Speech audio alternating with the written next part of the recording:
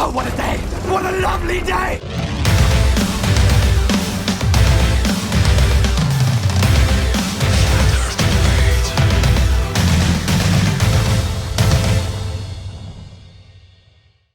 Welcome to Flat Earth Debate Uncut and After Show. I'm your host Nathan Oakley, and if you are new to this channel, or you've not done so already, then be sure to subscribe and hit the bell notification icon to keep up to date with the Flat Earth Debate. If you'd like to support the channel, there is a super chat that runs alongside each of these shows while they are premiering. There's also a PayPal, Patreon and crypto link in the info box below the video. Speaking of Patreon, I'm going to do a quick shout out to those of you who do support me on Patreon. So a massive shout out to Abraham Muhammad,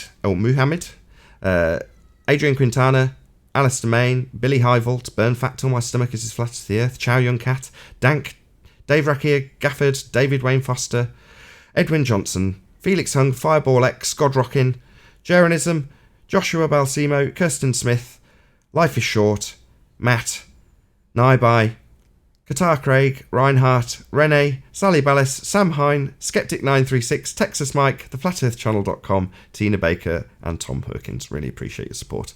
Thank you very much indeed. Now, we are actually in the in-between stages between two live debates, so I'll raise the mic on G Plus and Discord, and you can enjoy their dulcet tones while I set up for the next live show.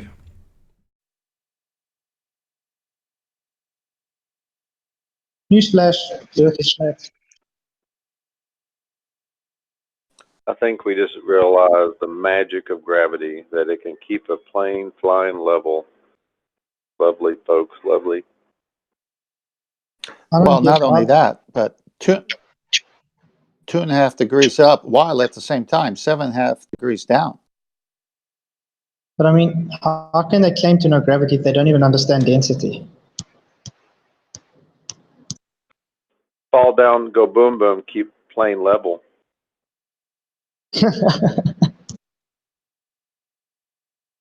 Yep, angle of attack. That's why I was asking him what degree the nose keeps it as level. It's usually between 2.5 and 3 degrees up incline, and that keeps it level. And the higher you go in altitude, the thinner the air.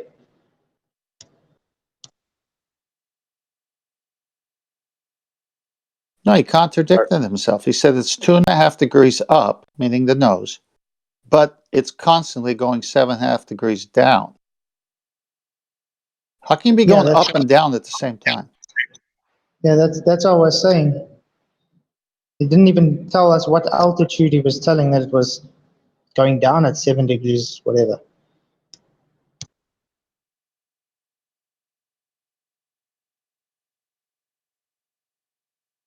Because the density changes at altitude.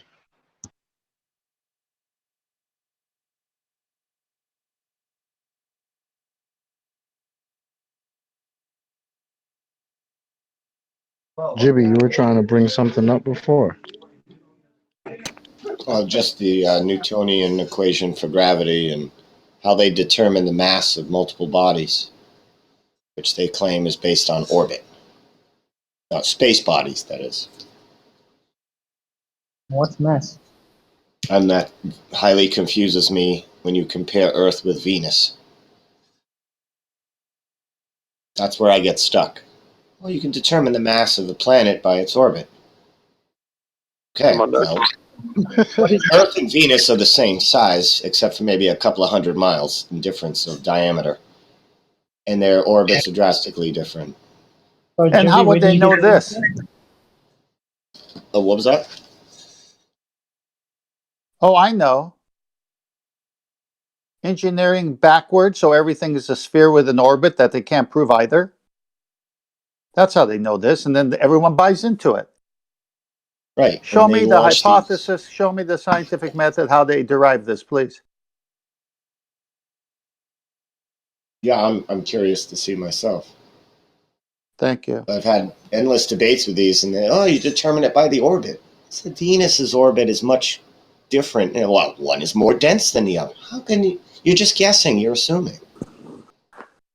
Well, when they say orbit, they're begging the question that it's what they it's a sphere orbiting. Show me orbit. Right. In most of the equations, you've got to assume something. Even triangulation, you have to assume at least one side or one distance, and then measure out the angles. But if your assumption is wrong, your measurements are wrong.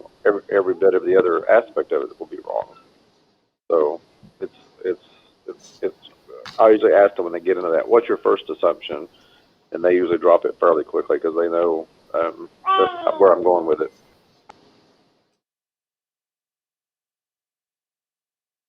Well, that would explain the pilot. His assumption is that gravity is pulling the plane down magically 7.5 degrees down. But he can't prove it.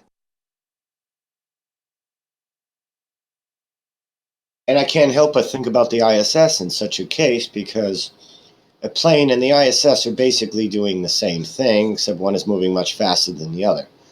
Now, when the ISS falls around the globe, this drastically changes, apparently, the weight of all the astronauts on it to the point where they have an equilibrium of floating. Does this not also do the same? You mean the ISS in the swimming pool with the bubbles showing up in the official NASA footage? That ISS that's in orbit in the pool? No, those are just ice particles that look like bubbles, I guess. Ice particles in the vacuum of space. Apparently, ice does not boil in space. Water does, not ice. No, didn't you know they said that it's actually paint chips off the paint? I heard that one too. Yeah. The atmosphere is so harsh that it's flecking off the paint and it's causing those things. Yeah, so harsh that it's flicking off paint. But if you get a hole in it, just put your finger, and you're good. I can't believe they actually passed that off and people bought it. Stick your finger in the hole and it's good. It's all good. And didn't they realize when they bought the car in space, the Tesla car in space? That's when I knew these people would believe anything. Let me give you a down-to-earth example of a pinhole. In the greenhouses I have, if I spot a hole and I don't patch it up right away, guess what happens? What happens? Well, entropy, right? I mean, you've got a hole, and it gets bigger and bigger because wind and sun, entropy takes place. So if that happens on Earth with 6 mil greenhouse film, what do you think is going to happen in the vacuum of space? When we see those tank YouTube videos where they just put some kind of a compressor and take all the air out of the tank and the whole thing caves in on itself.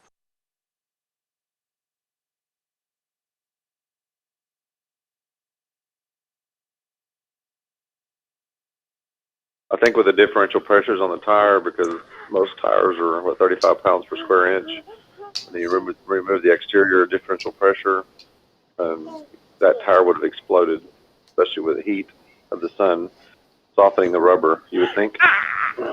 Yeah, and he said he didn't alter the car, the Tesla car, at all, meaning didn't deflate the tires or do. That's what he's insinuating. He did nothing to the Tesla. He just put it in the ship and launched it. Didn't space prep it. Didn't winterize it. There's another live show. I saw condensation on just 1 second, Jibby. windshield too. Sorry, Jibby. Whoever's moving me back into the after show, there's another live show, which is why I've gone back in there. So whoever follows me back in, yeah, they might need to be taken off mute, but there's another live show.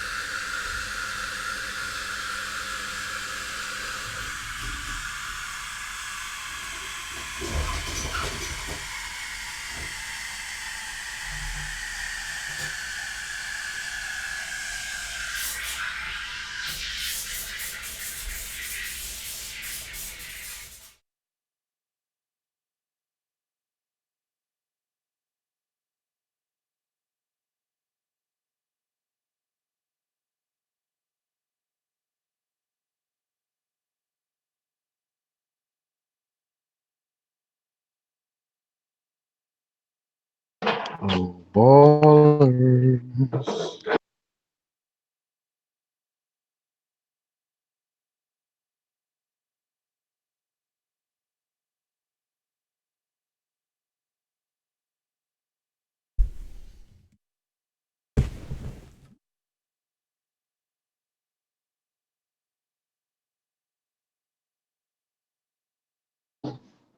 Anybody out there?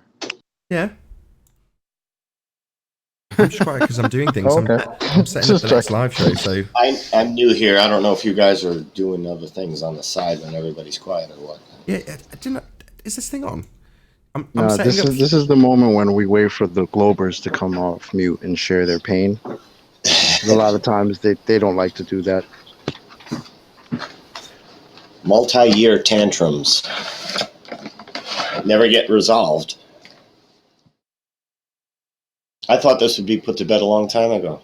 The Globe experts would come out and smash us with proof. Coming out 5 years later, where the hell is it? There isn't any. The Earth is obviously and observably flat. Jibby. That's my experience. 2 or 3 minutes and we'll go live.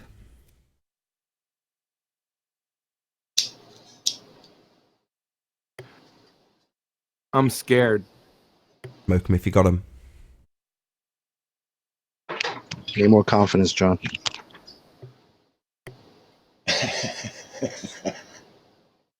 Great toe tagging, by the way. You guys do a great job with that.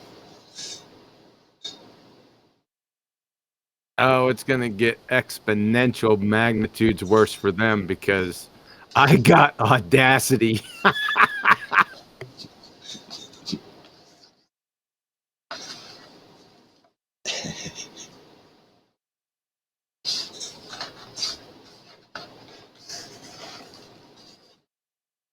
John, are you gonna eventually have a whole soundboard of Rumpus and all these idiots talking shit?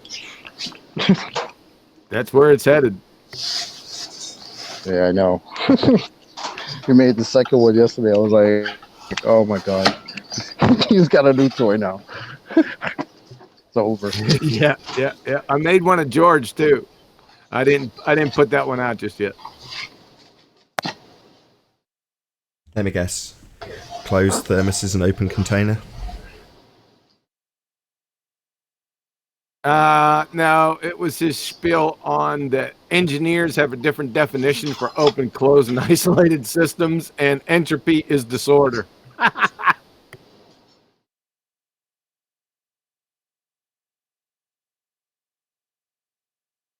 How'd you like the second Rumpus one? Where he made the comment and he didn't know that it was his comment and called it a contradiction. Yeah, it was awesome.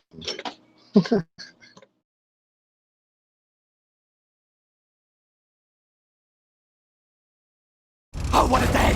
What a lovely day!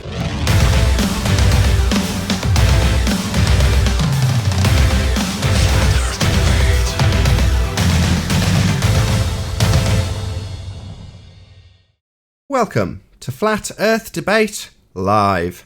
I'm your host Nathan Oakley, and if you are new to this channel, or you've not done so already, how dare you, then be sure to subscribe and hit the bell notification icon to keep up to date with the Flat Earth Debate. If you'd like to support this channel, there is a super chat that runs alongside each of these shows while they are live. There's also a PayPal, Patreon and crypto link in the info box below the video. Most importantly, if you'd like to join the discussion, simply mute the page you are currently watching, then click the link in the info box below this video to join the panel and express your views on the nature of Earth. If you do join, please don't swear. If you do, you'll be ejected, and if you are, please don't try to rejoin the stream using sock accounts. You'll be warmly welcome back on the next stream. Please also share the show on social media. Sharing the show obviously increases the live audience, but this in turn increases the chances of a more diverse panel, so please share the show. And one last time, if you're new to the channel or you've not done so already, then be sure to subscribe and hit the bell notification icon to keep up to date with the Flat Earth Debate. Now we are joined by, in G+, Adam Meakin, Righteous Force, Paul, Quantum Eraser, Jibby Jedi, Flatzoid, Chocolate Sane, and Arwin, together with 10th Man. Very good to have you all. Is Adam here? He is. Hello. Afternoon. All right, John. Good morning. Adam. Get up. I've been waiting for that. I feel at home now. That's better. Good morning. We've also got a whole bunch of people in Discord, so hello if you are joining us from the live stream on Discord. Good to have you also. Hi Nathan, good to be here. Yeah, really pleased to be here. Yeah, it's so exciting. Half that's of them good to are still know. on mute. I'm having a hard time taking them off. Are they all on mute? Do I need to take them all off now? Something's wrong with Discord today, it seems. That sounds familiar. Problems. They're slowly coming off mute, though. Half of them are. Okay, I'll give you a hand. I'll get some of them off mute. While we're taking them off mute, we didn't get through housekeeping last time, so any signs of Earth curvature? Still flat here? No. That would be a big nope. Any signs of axial rotation of the Earth-based variety? Any signs of an axis? No. No. Right. There you go then.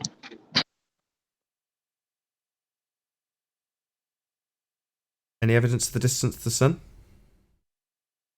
No apparent distance. The speculation.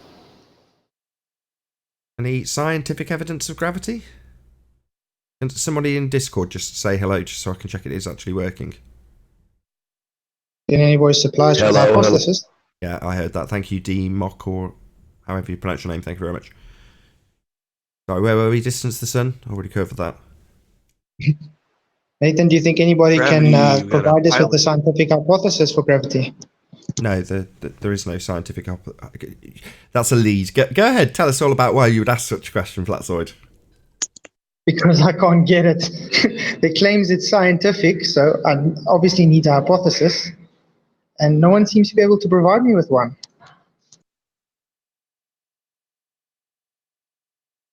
Where have you tried?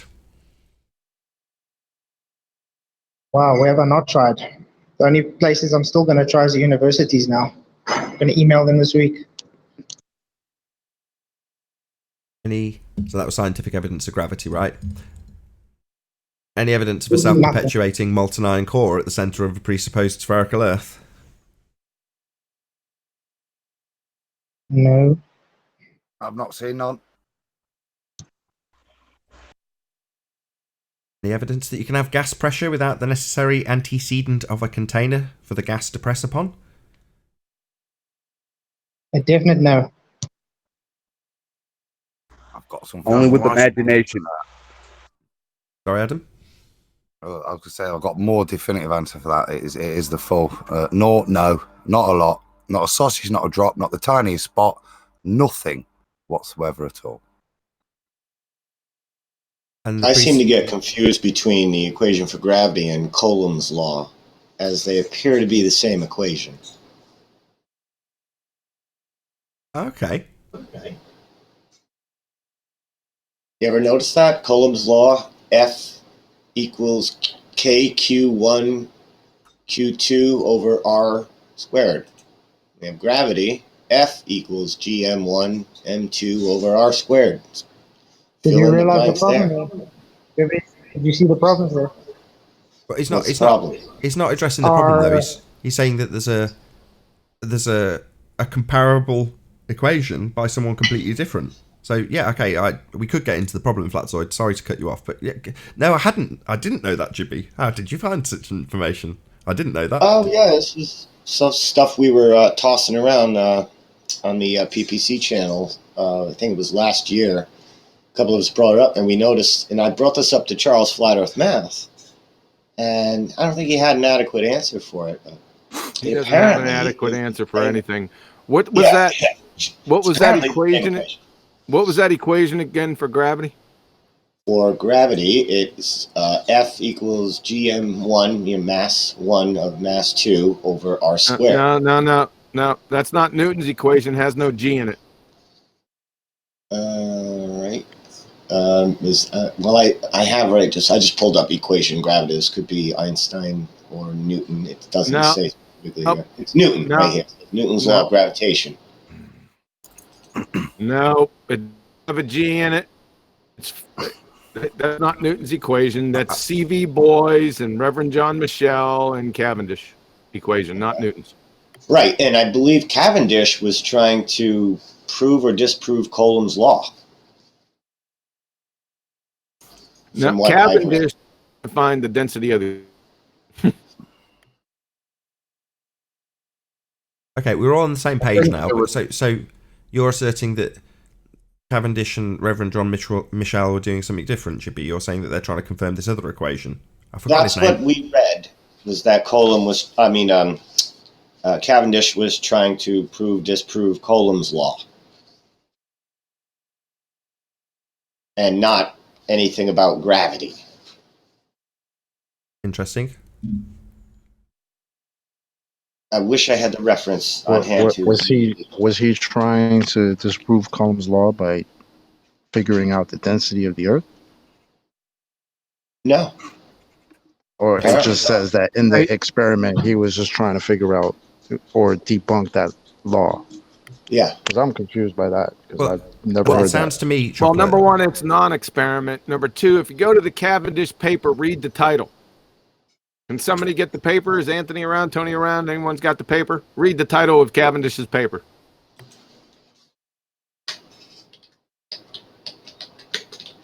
Anybody got it to hand? I'm looking it up. I've got Coulomb's law. Determine the density of the Earth? Really? Yeah, that's what I said. Yeah, that's what I read.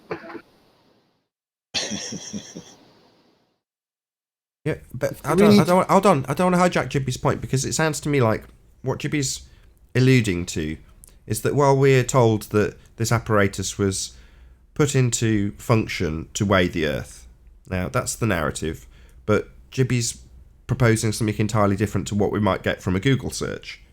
So I don't want to poo-poo what he's putting forward if we don't fully understand it. Maybe explain it a bit further, Jippy, because I'm following along so far.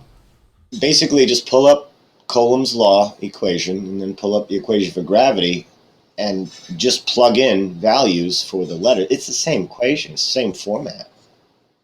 I can try and address that, I think. I've got the paper pulled up. What are the time frames of both of Time frames? What? Sorry, I've got you up, Paul. By the way.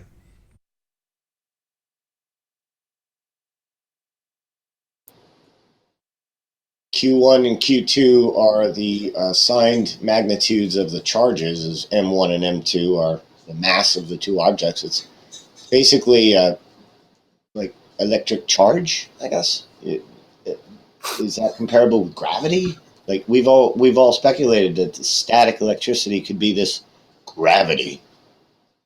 So it's electric universe, actually. It kind of, yeah. Yeah, we're not really punting that, but yes, I have heard it being punted. Electrostatic force, gravitational force, one and the same, perhaps. I don't know. Well, no, I would say that your magnetic forces are what they are, and gravitational forces don't exist. So to say that one is the other is kind of no. So experiment to determine the density of the Earth by Henry Cavendish. Reverend John Michel Cavendish.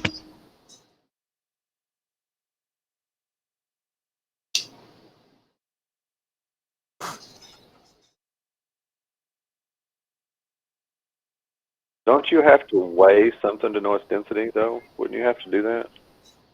You would think. We used to say this thing, like you would. we have a barrel across the room. Makeup. You can't touch the barrel. What's the weight of the barrel? How do you determine the mass of the barrel? Just by looking at it. Yeah, it could be empty. It could be full of water. It could be full of anything, but you don't know. Right. Now take that and apply it to, say, the moon. How do you know the mass of the moon? Especially enough to calculate trajectory, orbit, fuel, and risking human lives. What's you mass? need to get that right. Put the words out of my mouth. What is mass? Hey, Chris.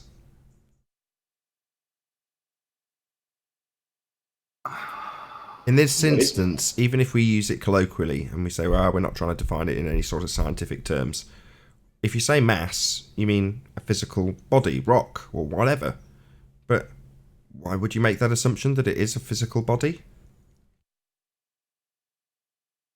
Yes, correct. Why would you assume that? Spectroscopy. Spectroscopy.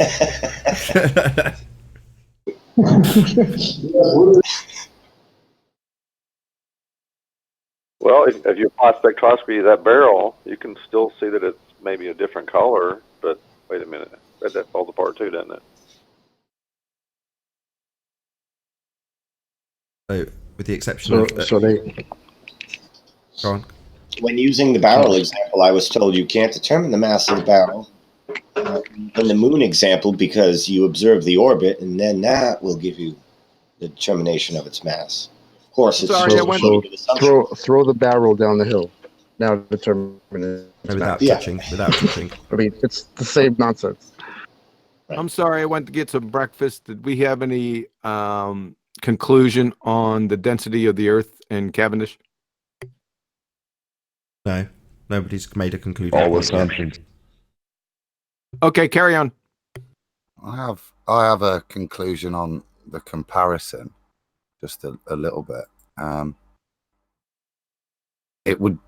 It's the nature of what you're trying to measure here. So the similarity is born out of both of them are trying to calculate the forces or the relative forces applied based on distance, one being electrostatic forces and the other one being supposedly gravity. And the reason for the similarity in the formula is that they're both inversely proportional to the distance calculations. So that's why they look the same, because the magnitude of the electrostatic forces is inversely proportional to the distances between the two objects. And that's the same theory and principle that both electrostatic and the theory of gravity, the effect would be inversely squared to the distance. So that's why they look the same. The formula itself is the same. The parameters have different meanings. Okay. Perfect. Any evidence of the presupposition itself? Earth radius, the R value.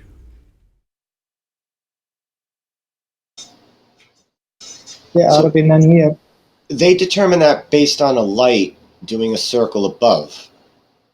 Right. How do they know there's nothing beyond where that light goes? You know what I'm saying? It's like, how do they determine the size of the dance floor based on a light that just does a circle above it? Oh, it's not the size that... Yes, you can take your circling sun and derive a radius value of it. The concern that I have is how they immediately turned that into a spherical radius. So what you described, that let's presuppose it's a physical thing travelling in a circle above us, in the way it looks. Well, they take it one step further and say, no, it's traversing the outside edge of a sphere, giving you your equator. That's a grand assumption that's not observed. It is, isn't it? Amazing. Yes, that is the base of their every claim ever, that presupposition. Correct. Very amazing. Big grand leap. Right. I have to the housekeeping question. Get there at the end.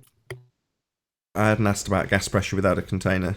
Oh no, I had antecedent. Yeah, I think I had covered that. I think that was it. What was it you wanted to add? Yes, we want to see one single viable scientific hypothesis in either of the disciplines: astronomy, cosmology, and astrophysics. Thanks. So any scientific experiment, cosmology, astrophysics, or what was it? Cosmology, astrophysics, or... Got the question wrong. I don't want an experiment. I want one single scientific hypothesis in the entire history of either astronomy, cosmology, or astrophysics. Been out there for couple of weeks now. Open-ended challenge for a hypothesis in any of those fields. So far, not so good. So that's what Flatzoid was talking about earlier. And he's like, yeah, I've been trying to acquire some scientific validity without avail.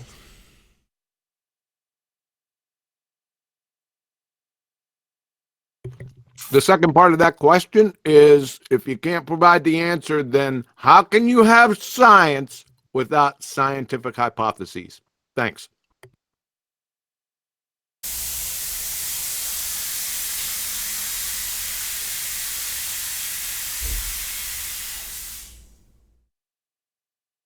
Who just steamed the baller? Someone is losing gas pressure. Me, emergency run away because the coffee machine often overpressurizes if I forget to turn it off, and that was the I thought sound of somebody me was steaming a relieving baller. a pending explosion.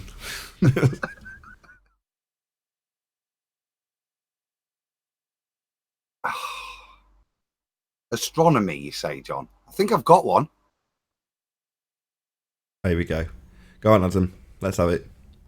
If lens cap, then no light in my telescope. I think that's about as good as I could get with astronomy, because the thing is, they're the only things you could do is to scientifically validate your equipment there, because anything you're testing is not tangible. Really, what's the dependent variable? I know. No Don't test the null. No light. You're trying to look for a phenomena, not the lack thereof. You're not testing the null. No light isn't a DV.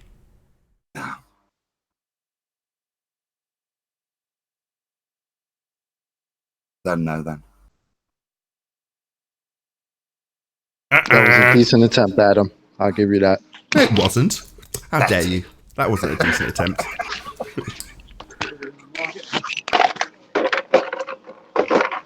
You know, when you start with if lens cap chocolate, it's not going to go very well.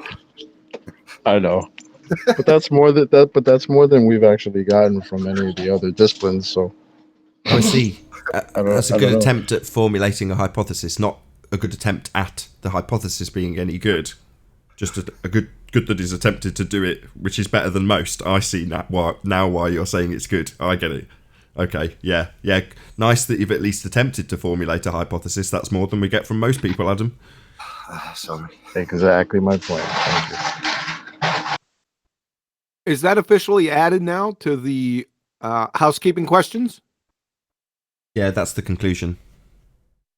No, is my question officially added? I want to know. If I can recite it, then yeah, no worries. Let's have another bash. So we're looking for any valid hypothesis ever in the fields of astrophysics, astronomy, or cosmology. Any valid hypothesis. Is that right? So would the question go? So would there be any signs of a valid hypothesis in these disciplines? That's better phrasing. Any signs of a valid hypothesis in the fields of astrophysics, cosmology, or astronomy? Is there any? I want a single viable scientific hypothesis in the entire history of either astronomy, astrophysics, or cosmology. Thanks.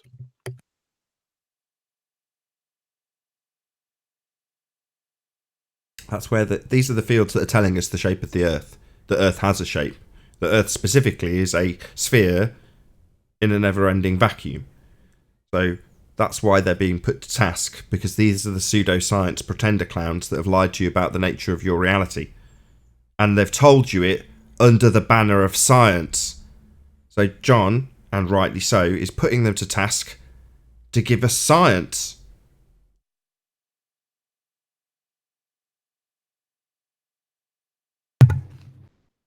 Yep.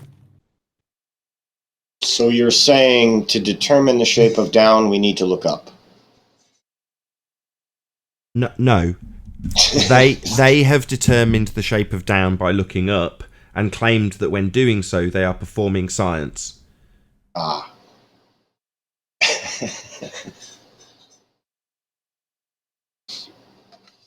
We're calling them out. John's calling them out. You're saying these people who are under the banner of science, they need to give us some, especially as they're telling us what our world is.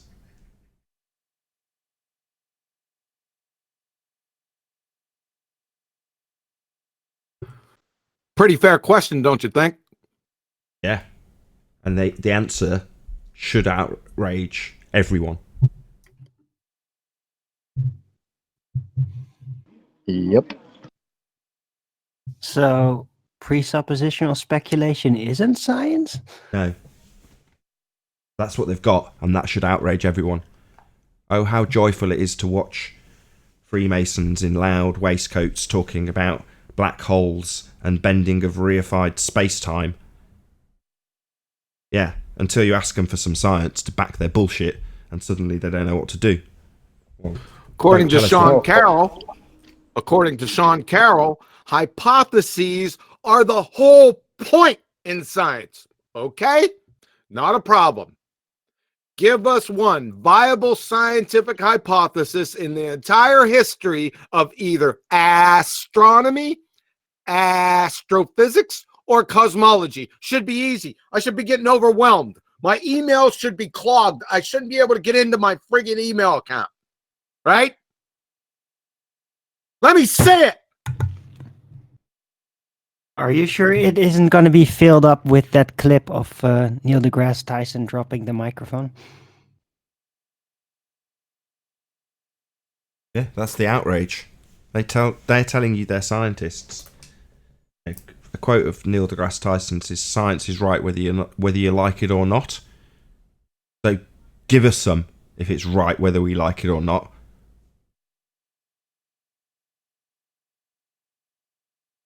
But he does claim to perform science when he did that, right?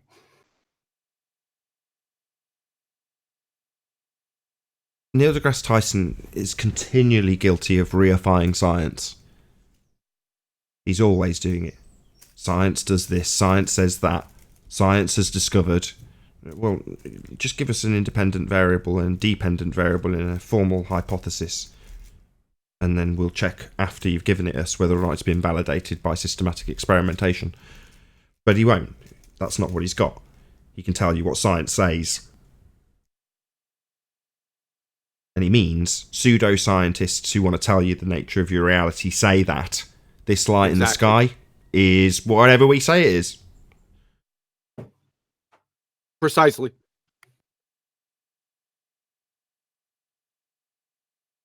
Okay, are we ready for the word that's like? Yes, I am. Yes. Just forgot about that. Yes.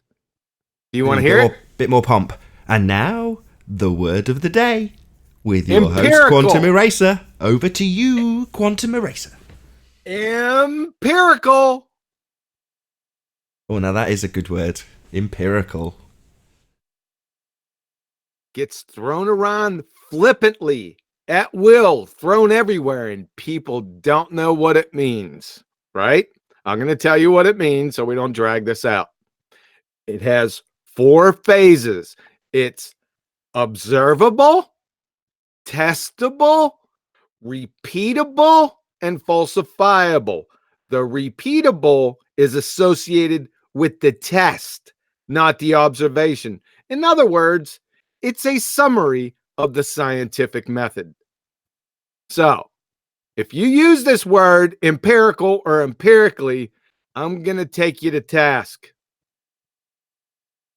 Okay? Thanks. Okay, I'll just stick to using it on my show then. Can you give some examples of what is not what you described, maybe? Oh, I can give you thousands. Unicorn parts. No, let's give a real world example. So, if I say the word black hole, does everybody know what I'm talking about and what the practitioners of pseudoscience mean when they tell you what a black hole is? First and foremost, is everyone on the same page if I use the term black hole? Yes. Right. If I say, here's a light in the sky, that light in the sky is that which you know of as a black hole. Why? Not because I formulated a hypothesis. Not because I'm going to vary and manipulate that which I assume causes this effect I'm observing. It's because I say it's a black hole.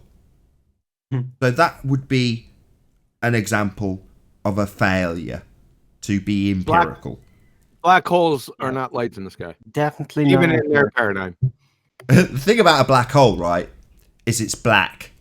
And the thing about space, the most defining characteristic of space, the thing that makes space, is it's black. So how are you supposed to see them? And the escape velocity is the speed of light, but light doesn't escape. Red dwarf quotes race.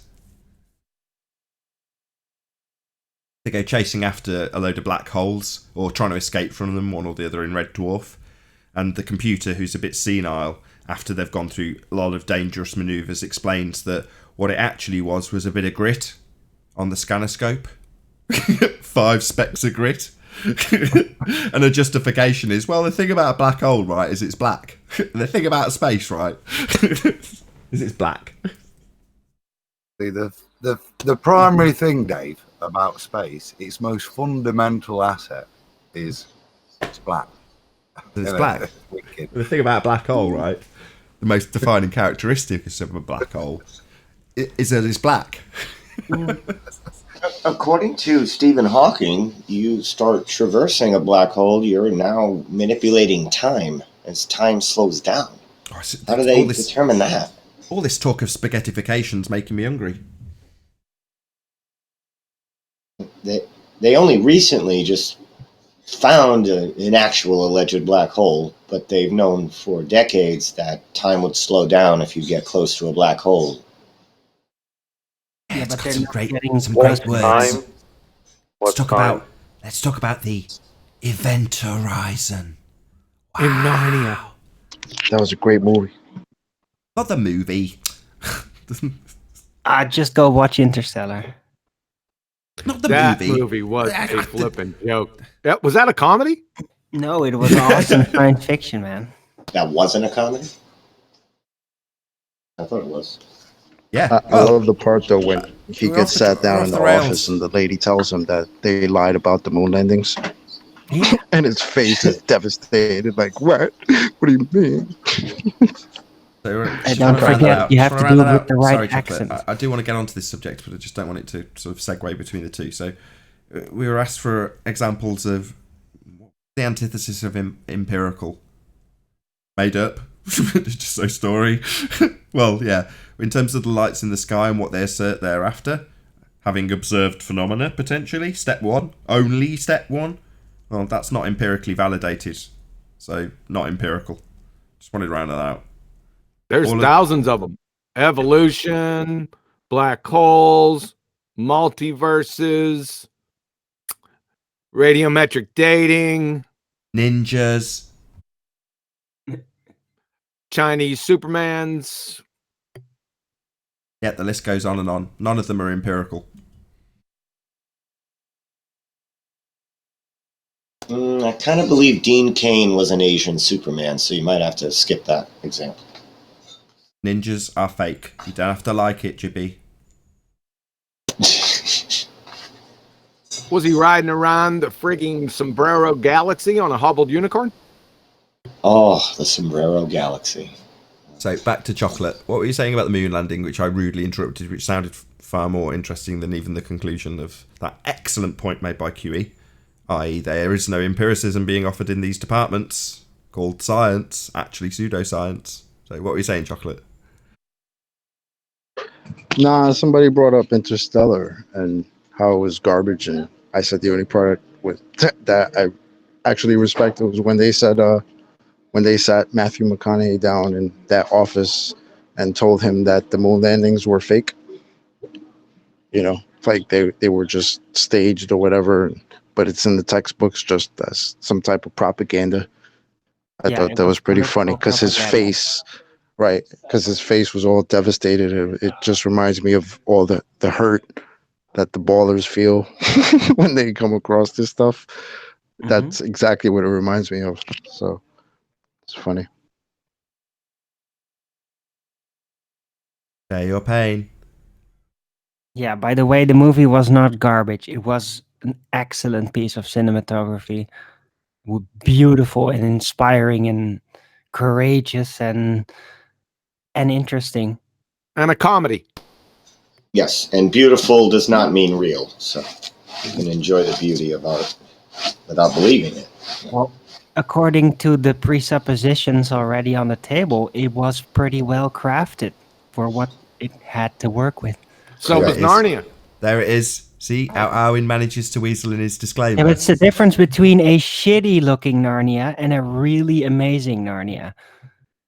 That's the difference. Agreed. It did look good. Yeah. Doesn't matter if it's impossible. It's necessary. I thought the Sandra Bullock movie represented gravity quite well in the concept of it. Like how the movements of the space shuttle would be when it was struck, how you would spin out of control in space. Like, I almost believed in gravity watching that movie. They did it so well. What are you talking about? There wasn't any gravity in it. Well, yeah, you know, the representation of the lack of gravity around the Earth and how objects would react and such. Let's just call it asymmetrical relative density. Sorry. There was no bending of pseudo-Ramonian force space in that movie. I didn't see it. Correct me if I'm wrong. Yeah, the lack of it and the movements of objects in Earth orbit, in the concept of it, that movie represented it well, the concept of it. No, it didn't. So I'll call, past a me. movie baseball and not show any baseball? Is that what you're driving at? Well, hold on. There's many more gems in it. I'd like to really point this out. One of the big things that they talked about when saying the big problem of getting off the planet, it's overcoming the gravity factor. Like, okay, they're supposedly able to send off things out there, but when it really meant something, they couldn't get off. When it was for humanity. Yeah, exactly. They did all that, and it's like basically in your face subliminally telling you, like, yeah, we really want to do this, but we can't. And then the doctor lady magically figures out the ultimate formula of gravity, finally figuring out what gravity really is. And that is literally the plot of that movie. She found out what gravity really is. That's literally the plot. Please share. Hang on. Good to have you. Isn't that amazing? Yo, please share. What is it? Doesn't say what it is, but she figured out the formula and everything worked out. So You know, I kind of forgot about that. Like, now you make me feel like I gotta go back and watch that again, just for the nonsense. I gotta go hadn't swimming in watched Narnia. You ever seen Interstellar? No, I You haven't probably- watched Gravity yet. Oh, Have you Gravity. Have you seen Alien 2 or Aliens? No, we've never seen Aliens. We Yeah, just watch quote the damn thing every year. Animatronics ever. If you watch that, you've basically got the plot of Gravity. Interstellar's good. Yeah, it's a good comedy. We already went over that. Gravity was a bit boring for me though. Gravity was just I did like the part in the beginning where the guy, the astronaut, the freaking meteorite goes to the astronaut's face. That was actually kind of cool. A little morbid, but I like that stuff. I was like, oh, he just ate that shit. Did you guys see the movie? It was out maybe a couple of years ago where an astronaut's suit malfunctioned and they drowned in it in space. They actually claim that happened. That wasn't a movie. That was in a movie after the story, years after the story. Oh, really? Oh, okay. Yeah. My bad. I didn't know that. Which movie was that? It was called NASA. I mean, no, there was actually a movie. Sorry. Yeah, right. Go on. Yeah, it was. I guess an alien got. They captured an alien or something, an alien life form on the ISS, and there was an astronaut who was outside the ISS, and I guess the alien got in the suit and popped the hose, and you see the water filling up in the helmet, and they drowned. An alien. And of course, that was to refer to the story that we've all picked apart 1,000 times, where they need snorkels in space and everything. That's their answer, isn't it? An alien did it. Yeah. But is anybody going to Wait, break you down? remember who was in that movie? That Hold on. wasn't the one with what's his name? Ryan Reynolds, right? Life. Hold on, chocolate. I don't want Life, this. yeah, something like that, yeah. Yeah, Right. filmography, great. Just get to that later. Somebody going to break down the point of all this. So, let me get it straight. There's a narrative that's having to be spun in the Hollywood narrative of space about snorkels being used, and in this instance, it's exampled in the movie by drowning an alien who gets into a spaceman suit, apparently. Now, I just want somebody to tie that back into the relevance to what we're presented with as our reality. Is anybody going to do that? I'm going to talk about tanks of... There are actually people It's a up walking there in about. the same place. People seem to take Hollywood as reality, so if you show an example of such a thing in a movie, people understand now how that can happen, makes the story more real to them. Well, maybe they're trying to now portray it so covertly in the minds of people that having your helmet filled up with water is apparently a typical mechanical risk that isn't that uncommon. To get the weirdness of it out of the way, normalizing it. You've all missed my point.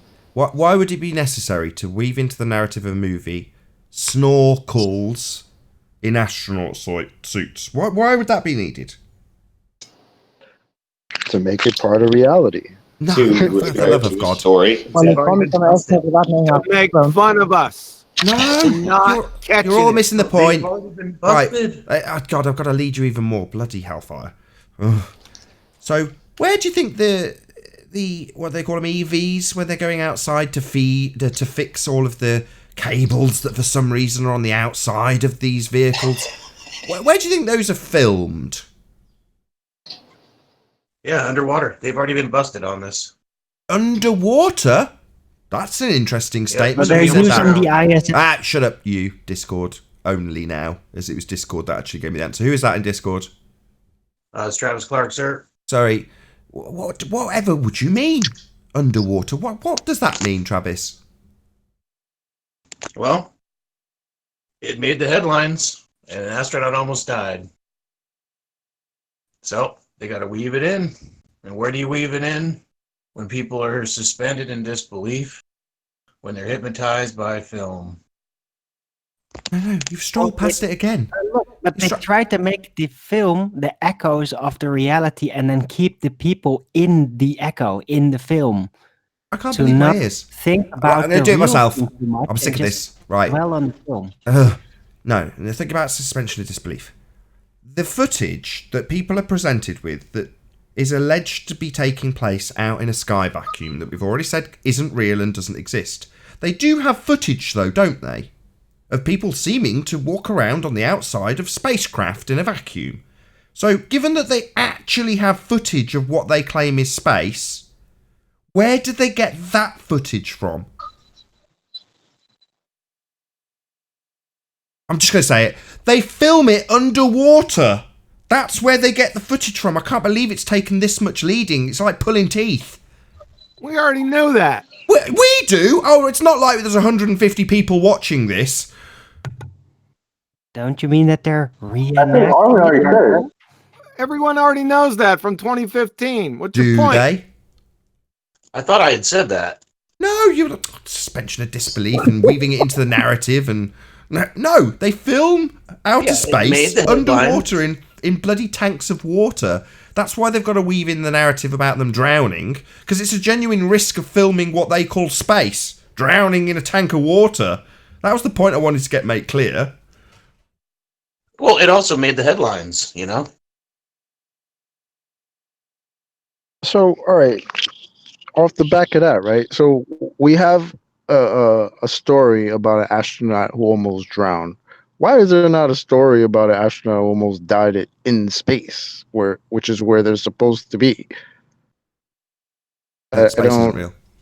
Second law of thermodynamics violation. It's not real. There is no outer space. You can't have gas pressure next to a vacuum. How many people have actually officially died in space? I know people have supposedly blown up in rockets. No, but official. In according space, to the no. official story. Official, it's only the Challenger crew. And on the way to space, they die. Not right in the rocket. On the way. So, but nobody officially died in space. in space, not that I've heard of. I've never heard of an astronaut dying while in space. Just on the way. Incredible. Never even getting hurt or anything. It's What's incredible about it? Slight case of misjudging the airlock, as they pressurize or nothing. They train in the opposite environment. Why would you train in a tank for the opposite of that up there?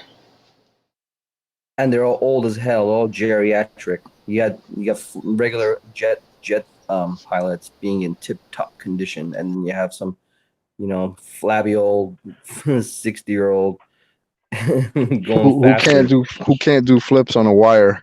Probably has but those are the best of the best.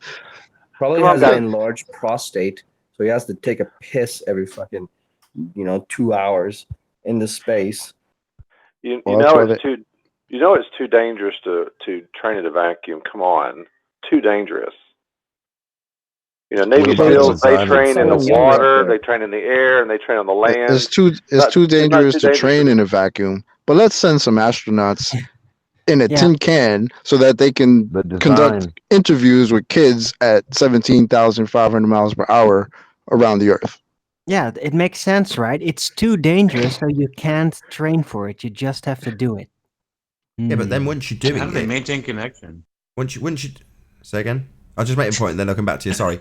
So statistically, they say that flying is safer than driving, whereas I bet if we rounded out the statistics for being in the vacuum, it would be even safer still, right? Oh, obviously.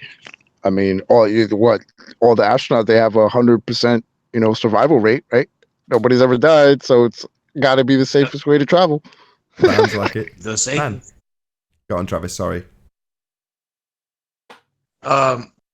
That's no worries, man. It's okay.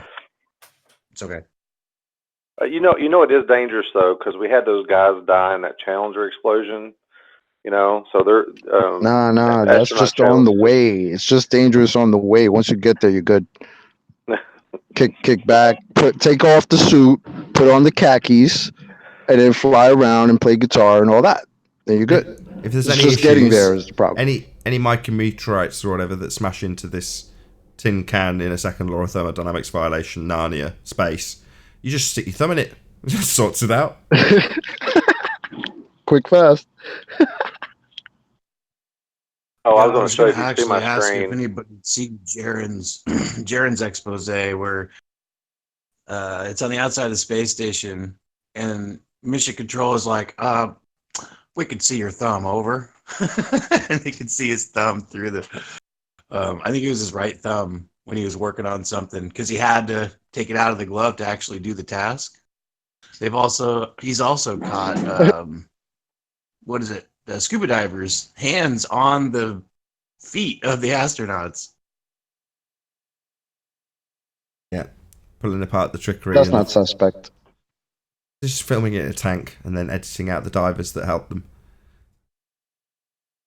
Right. Look at the material of the first astronaut suits compared to today. Look at the material, like the very first. Oh well, the astronauts are in white, the scuba divers are in black, and then you just darken the contrast and you blot out the scuba divers. Well, I think he's talking about before that, when it was stop motion animation rather than actual people in a tank. That was the first man. That was the Russian, the cosmonaut, right? Yep. Yeah, with the swivel head. That was my favorite space footage ever. The stop motion, it looked like Gumby. Where he turned his head, or where he turned his head and nodded. That one, where yeah, he saluted, and then when you really look at it, right, the Earth is spinning one way at one shot, then they cut away, and then they cut back. The Earth's rotating a completely different direction, which is funny because now you don't see the Earth rotating at all. So what the hell happened? So bad. It's just the look of it. It's very Jason and the Argonauts. It's so obvious these days because obviously we're used to much better cinematography. So looking at that old crap, you're just like, well, yeah, it's Jason and the Argonauts. And I remember the comeback. The comeback was like, no, their heads could swivel in those suits. And you're like, yeah, but how do you explain the fact that it looks like stop motion animation? I think I just thought of another reason, probably why they had to fake it. Go ahead, Chocolate, and I'll come back. Go ahead. No, go ahead. I'm good. It's okay. You know, if you think about something like why they had to fake it to the moon, okay, I'm actually, if you can see my screen, I'm actually been playing with this. This is a trigonometry, or, you know, figuring out distances using the triangle, the wherever that word is. And I've actually used this calculator and actually figured out the distance to the sun, but you have to know the distance to the moon first. So now if I travel anywhere, if I go somewhere, I have to, you know, it's a good idea to know roughly how far away it is. You know, because if I don't have enough gas, or if I don't account for gas stations, this is on the ground, obviously I might miss my destination or not make it to my destination. So to go to the moon, you have to know its distance, how long it's going to take, what you're going to need to get there, all that fun stuff. So part of faking it is saying we know the distance. Because if you know the distance to the sun, to the moon, then you could calculate the distance to the sun and the other planetary bodies. Do you get what I'm driving at? Yeah. Because if you don't know the distance to that, like for instance, let me show you this little calculator. Let's say if my distance is off, I change that distance to, let's say, 235 or whatever that word is, and I recalculate it. Oh, my distance to the sun is shorter. Oh, what if I'm off even more? What if it's only 3,000 miles away? Oh, then it's only 1,000,000 miles away, whatever that is, right? If you know that's why the distance to the moon is kind of critical, because everything else is based upon that. Yeah. You see what I just So you did? fake a journey, and then when you interview the astronauts, you have them give accounts of navigating there via the stars and not being able to see the stars, and being able to navigate the craft and being on autopilot. Right. Yeah. So, but you have to know the distance. So you have to know the distance to be able to calculate, to be able to know all those factors. And think about them. You're trying to move. It's like me driving to Michigan, but Michigan's moving constantly. You know, think about that. For instance, I leave Tennessee and I'm moving to Michigan, but Michigan's moving. You know, so think about that as well. So you got to know speed, distance, trajectory, all that kind of fun stuff to hit the target. Yeah, you know? And then your pilots say, you speak to both the pilots who say they've been there when you're talking to them in person. You haven't seen them do the journey, but they're saying they've been there. And one of them says, we just sat on the craft along for the ride. We're not really doing anything. We're just along for the ride. And then another one says, yes, we're actually navigating by the stars. Exactly. Yeah. Oh yeah, that was Buzz copping. Please. Oh, we're just passengers taking a ride. Don't ask me. Yeah, even though in the Like, footage come they've on. got them with star charts. I love it. We can't see the stars. I don't remember seeing any. And then they've got star charts in the video. Yeah. Hey Nathan, by the way, question: do you have anything special planned for the 1000th Flat Earth Debate episode tomorrow? No, I've got nothing special planned, but big shout out to those of you watching right now live in the Nathan Oakley stream, because you will be privy to the 1000th show. So it will go out live, and then within 24 hours or within 12 hours, the uncut and after show, so the full 1000th show, will go out on Saturday to the main Nathan Oakley 1980 audience. But if you're watching right now, you are obviously amongst the audience that's going to get the actual 1000th show live tomorrow at 2 p.m. UK time. So be here or be sphere on the Nathan Oakley channel to catch the 1000th show. I've got a bit of a cold. Live. But if you're watching this, obviously, on Nathan Oakley 1980, this 1000th show will be tomorrow, because this is going out on Friday for you. It'll be on Saturday? So it'll be on Saturday, uncut. So the uncut and after show will go out at 10 p.m. UK time on Saturday, but we'll actually be filming, if you like, the live show tomorrow, which is Friday for us. Obviously, we're in real time now while we're having this conversation. But the people watching this conversation now on Nathan Oakley 1980, not live, are watching it on Friday. So for them, tomorrow is going to be the 1000th show. Yeah. But by then it's already been recorded. Do you see what I mean? Yeah, that's perfectly clear. I got it. So shout out to David Rakia Gafford, who says, 4 more hours of moot and pass. Rakia, life is happening. All glory to God. Thank you very much for the super chat, David Rakia Gafford. I really appreciate your support. A lot Stay of it. on moot, Dave. Did you got anything else to add on your needing to know the distance first, Paul? No, just making a point. That's all. No, I just wanted to know if I could take it off screen. That was all. If you want to put something else on screen, I just put the movements of the solar system in Master B. If you want to pull that up, we could laugh at that for a second. Yeah, let's see if I can do that. Give me a sec. Whoever came up with that is a baller, and he's hating life because all the bladders are just taking it. I got it. That. Yeah, so we made it to the moon while navigating this. Really, I think that's pretty funny.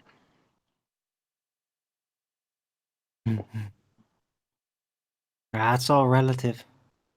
Oh, of course it is. Hey, John, how hard it? Experience any of this motion because of gravity or something? What? Or something, all right.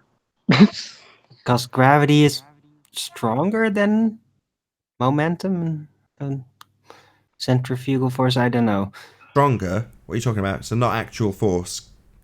Yeah, exactly. No, you mean like Professor X style. So like you could think about it real hard and it affects things. Now like in Professor here, X. in this conceptualization, it is definitely stronger than the Then what? centrifugal force, or this could not be. See? Well, this model could not be. Well, that's what we're presupposing now, aren't we? No, we're not. When we look at this? No, we're not.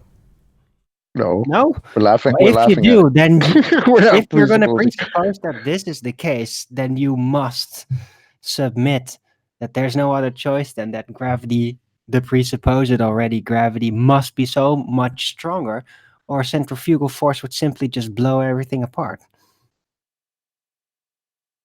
But the distances are so vast, and the change in or acceleration is so minute. Erwin, don't you know any better than this? This is an over-exaggeration. This is not a true two-scale understanding. Don't you get that? Yeah, but we do know something about centrifugal forces and spin. That is, the wider it is, it doesn't lose its strength at all. So how minute? How minute is that? Can you quantify? Yeah, I win. A lot. A lot? How minute? A lot. My God, he's on double speaking form today. It's very minute. Very, very minute. A colossal amount of minutia. Dude, I'm presupposing what I'm looking at right now. I'm going to go off the scale. Duh. And it's funny if you look at this. What scale is that? So if it's a quantification scale, can you quantify when you say minute? How much is that in physical units? 0. Oh, I'm begging the question for the Globers. The Globers would be the ones saying that, so they need to be the one to do the minute scale, not me.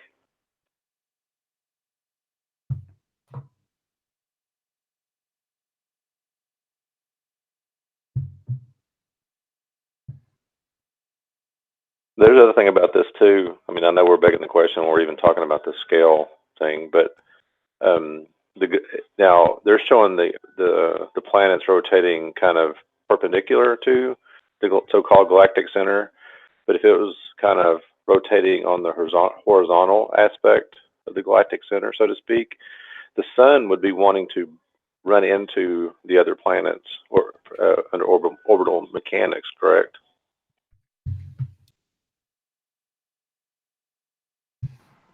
What the hell is an orbit? I know.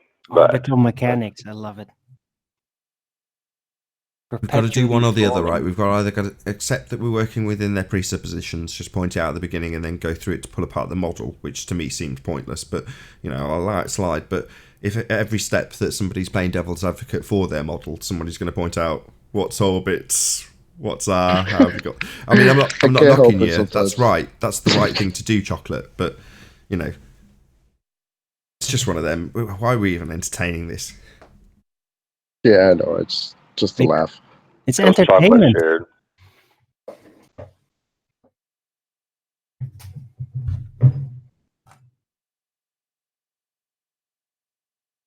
I just wanted to point out, getting to the moon, navigating to the moon in that. It's just funny to me. Like, I don't believe people actually believe this nonsense. But don't you know, chocolate, that gravity has this magical property of reaching out across the vastness, distance of the void of space and grabbing hold of an object and pulling it towards other objects? Did you know that? Come on. As if by magic? Is that by magic? Oh. Yes, and all the gravities all balance out in this web of gravity influences, and like a giant cog mechanism, it all keeps itself into place. And don't you know that the sun has its own downward force, just like the Earth has its own downward force? Come on now. Don't you guys get this? The moon has its own downward force. Mars has its own downward force. Come on. Don't you guys get this? Level to gravity. We fly level to gravity, right? Level to gravity. It's all R-based relative density, guys. You know it. It's all R-based relative density. At 7.2 degrees down angle. While 2.6 up angle. Correct. Don't forget about the Victor. Sorry. Actually, we have Clarence. Roger, what's your vector, Victor? I have two clients that actually fly for airlines. One of them flies for Delta, and I don't know, can't remember where the other one flies for, but yeah, I'm going to ask both of them that question. I haven't come out about flat Earth. I just ask them questions, and they're like, holy crap, you know a lot for not being a pilot. Well, okay. Self-educated.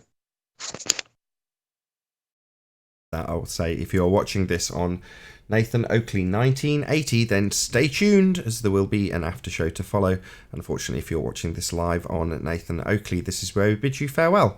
A huge, massive, enormous thank you to all of today's debating panel for making this live show possible. And of course, a massive thank you to all of you for tuning in live, smashing the super chat.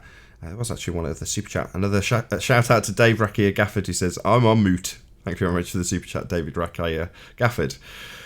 I've been Nathan Oakley. Stay tuned if you're watching on Nathan Oakley 1980, and I'll see you all in the next video. Oh, what a day! What a lovely day!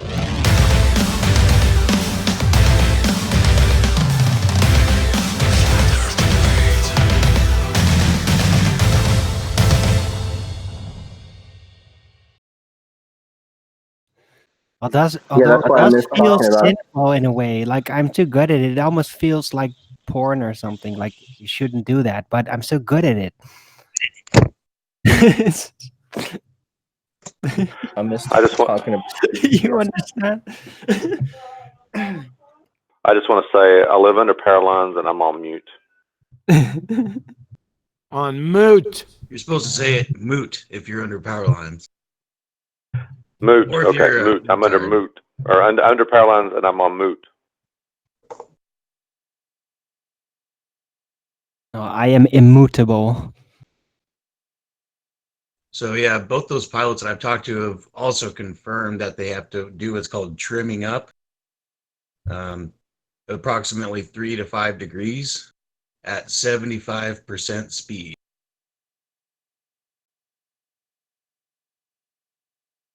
I'm on mute.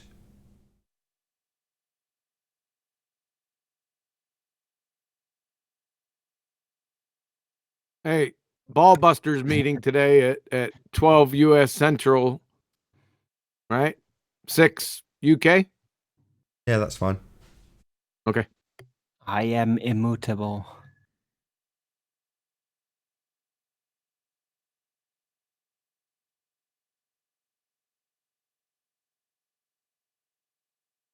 Get it?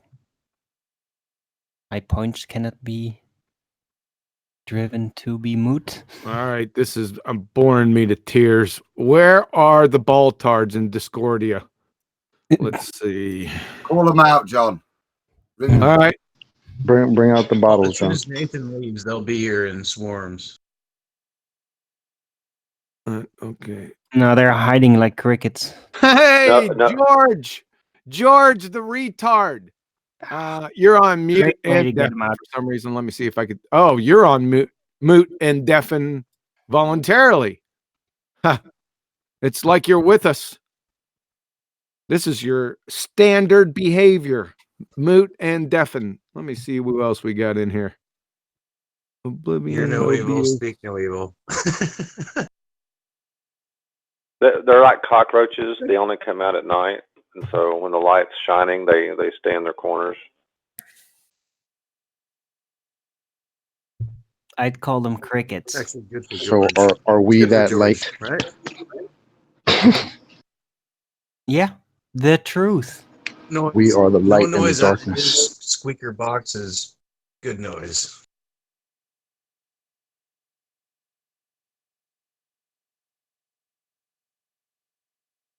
Blender Eyes Chicken's in there, but he's deaf muted too. Do we have any ballers in here besides the deaf and muted ones? Do you need that really there what- to be? Is that really what's going on? They've come in and literally gone, we're going to be here, but not even listen. Stick our heads literally in the sand. No, not it's literally. just the light has become looks like so Mitchell. strong, they've now just become paralyzed, so they're just sitting there. You would think that blenderized chicken would offer a few nuggets. Boom, boom. Phil Mitchell, come off mute and share your pain. Oh, he never. There talks. he goes. He just left. As soon as I said his name. He's come off moot. Pop I pipe. wonder if this pop is the pipe. part they don't like when we start calling them out, looking at what they're doing. Like, hey guys, They're come off like mute. they're like those things and were they called sand people in Star Wars? They get easily startled, but they return in larger numbers.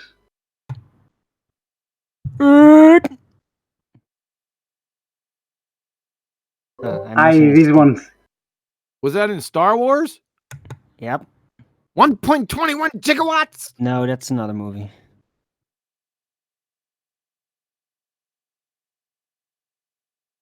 Now, in the Star Wars franchises, they first have to let the computer make the calculations to light speed, or they could accidentally try too close to a supernova, or actually bring that up. I've got the ludicrous speed.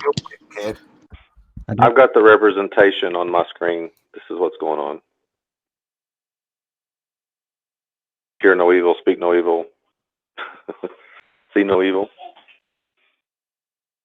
If they don't see, speak, or hear, then they can ignore it. Yeah, that's what I was saying. Was it the Three Monkeys or? Yeah, that's actually from Planet of the Apes. So I thought it was appropriate. Space monkeys.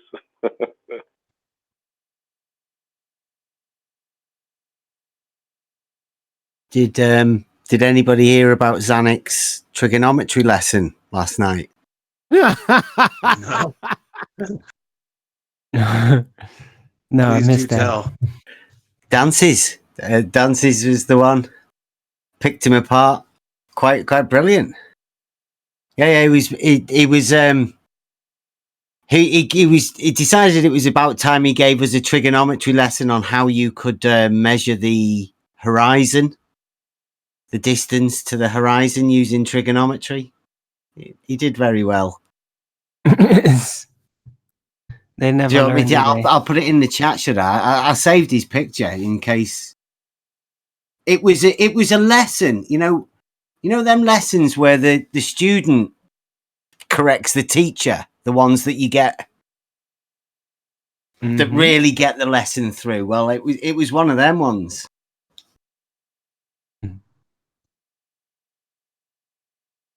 I'll go ahead. And Zanuck was the student. No, Zanuck was the teacher being corrected by his student by the sounds of things. Correct, Bev? Yeah. That's it. Yeah, that's how he explained it afterwards, because that's how you learn better. Yeah. Dances did very well. Afterwards, he explained. Oh look! Oh, he's in here, is he? Zanuck, you're not going to come and tell everyone? What? He's in here. He's put his correction up. This is the only time you'll see Zanuck deviating. Oh my God! Zanuck needs to go ahead from his handler. Zanuck, you got no shame, anyways. What? Just change the angle until you get the right result. Are you guys getting this? I think it's great that Dance has figured it out. That was actually brilliant. Good for him. He now knows how to use trigonometry. You think no one's ever made a mistake before? I mean, you think I'm the first person to ever put the wrong number in a calculator? Come on. But it was your lesson, though, Zanuck. The lesson wasn't about the output. It was about how to do it. You want to know how to do it. It's what you've been saying for months, that we don't know how to do trigonometry, so I gave you a chance. So I did it, and actually someone learned what those terms meant. They figured it out. Oh, you had the wrong value there, and they corrected me. So that was good. It was brilliant. That was I love when people learn new things. He never used trigonometry before, and now he knows how to use it. Yeah, he spotted your mistake. Now you know how to use trigonometry to find distance of things without actually stepping it off or using a ruler. Were you presuming that I didn't in the first place? Chocolate. I don't know what that even means. Huh? You didn't know how to do it in the first place? Put in Skype? No, yeah. I was looking at my phone. All right. It's pretty awesome. This is a couple of days after your level just changed as well, didn't you? Level never changes. It's the first one. It's your first picture that it's you always put going to be in the chat. Perpendicular to the plumb line. But the other picture of level that you've got. It's always going to be perpendicular to the plumb line in orientation. Level is here orientation. We go again. Shut up. That's all you got. QA is shut up, really. That's fine. You know what? Is it everything out of your mouth is just insult? Is it physics forms talking to us now, or is it you, Zanuck? I'm sorry, what was that? Is it the physics forms talking to us, or is it you? I'm always talking, Quantum. You're Milli Vanilli, sir. Busted. I don't see how you can even show your face. Because I go employ the knowledge of people that are smarter than me on objects or items that we've talked about. Yeah, but you're lecturing us on those same topics, and you don't know what they are. I do, actually. Studied them for many years. You have not. You still think you can burn off entropy. You just go ask him the same damn questions, right? You're some type of clown. You're already exposed, right? This is tantamount to the chairman of P being videotaped live, clubbing baby seals with a nail spike 44-inch Louisville Slugger, taped live the night before, and then the next morning comes back in to work and think nothing's changed. Everything's good. That's how deluded you are. What do you got to say for yourself?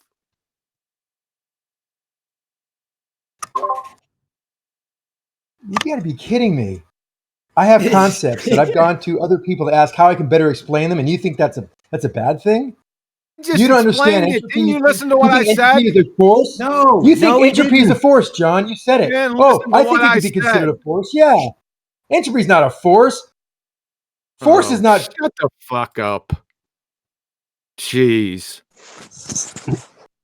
So just to summarise that the issue was that Zanuck came here and would declare that we don't understand things and that they were deemed unimportant to answer because we hadn't got a firm grasp on the things that we were asserting.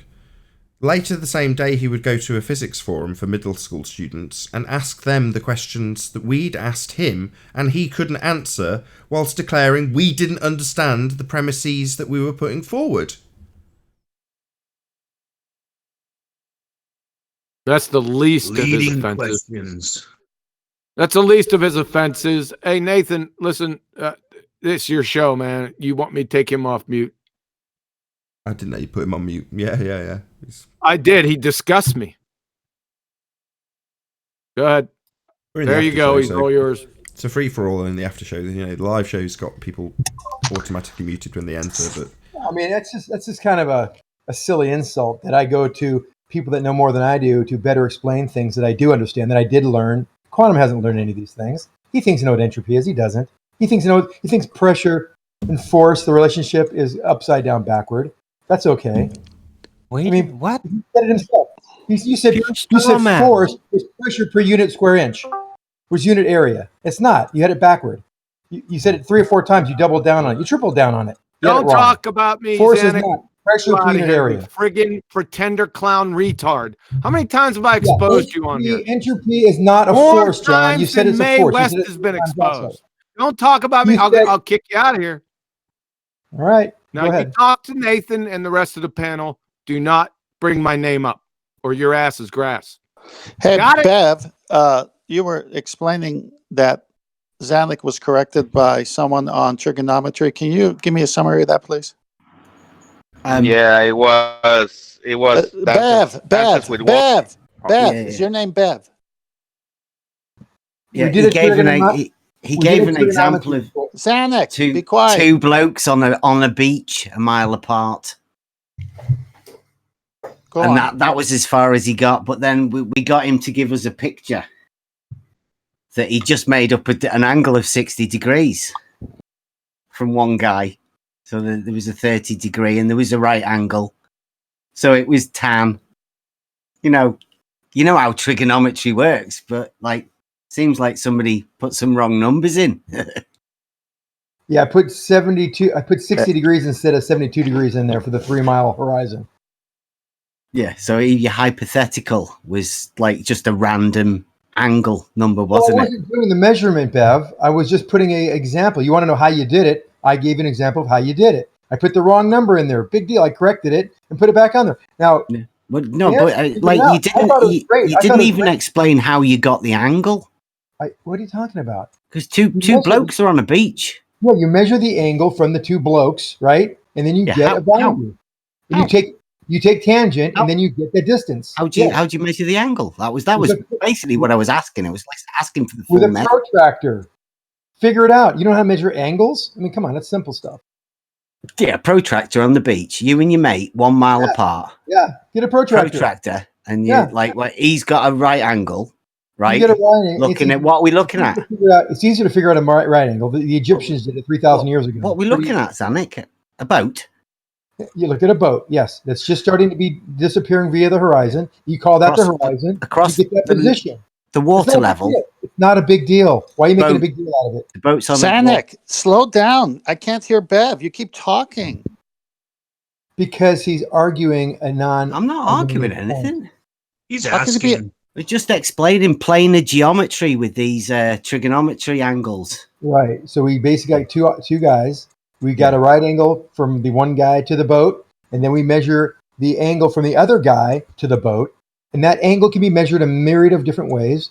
And then when we get the angle, we just take the tangent of the angle and get a ratio of the one side of the 2 blokes to the distance of the boat. It wouldn't be at eye level, though, would it? It'd be like it's at the water level.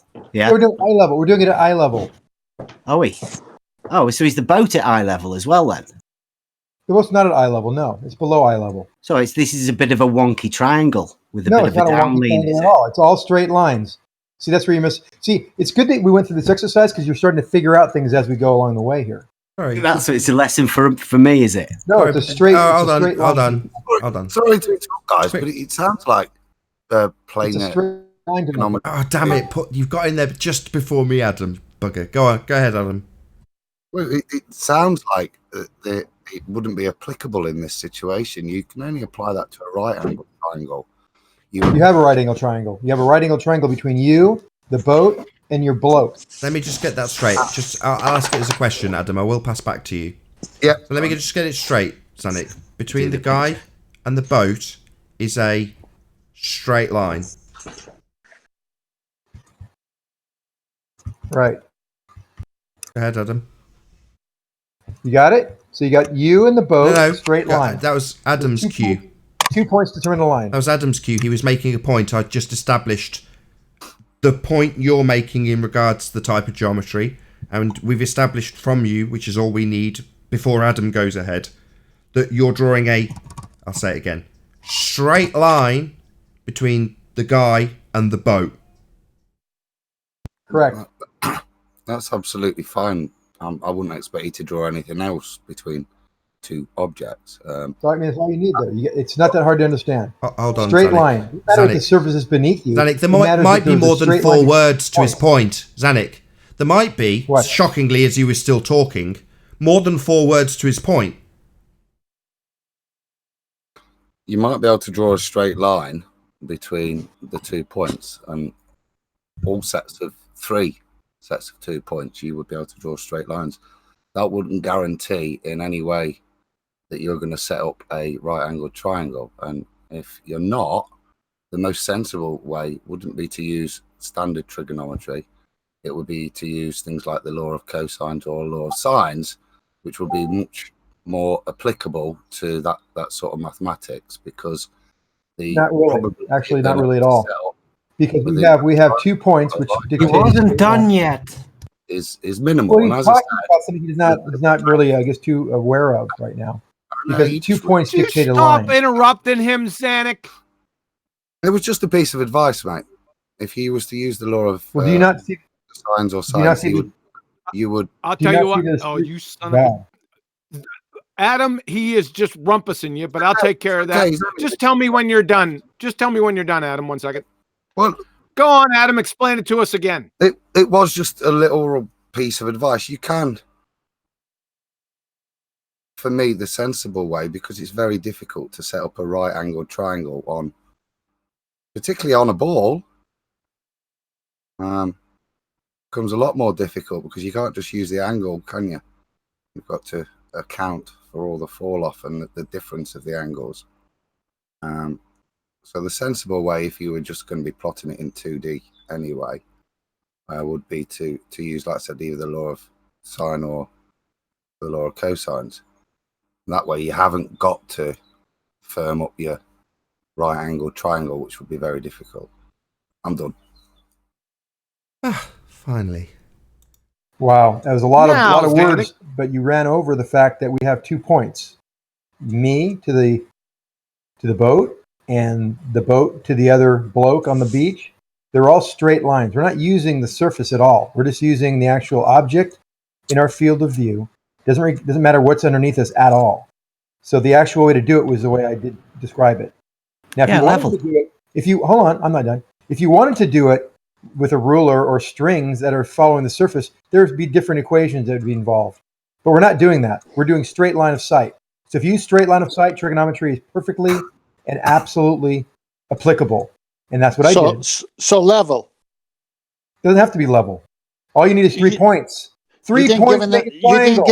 You didn't give an account. It's hard to understand that 3 points make a triangle, 10th man. You're saying we're on the globe, so where's the fall-off equation? We don't need it. We're just getting a triangle. So level. Why are you obfuscating? You're obfuscating. No, it's not obfuscating. It's the same point that I got you to stress when you said that you're drawing a straight line. Your alleged sphere model hasn't got a straight line between those 2 points. It's got a curved line. He does keep forgetting about that all the time, you know. We're not using the sphere, Nathan. We're just... Oh, well, yeah, well, that's a big problem, isn't it, Dick?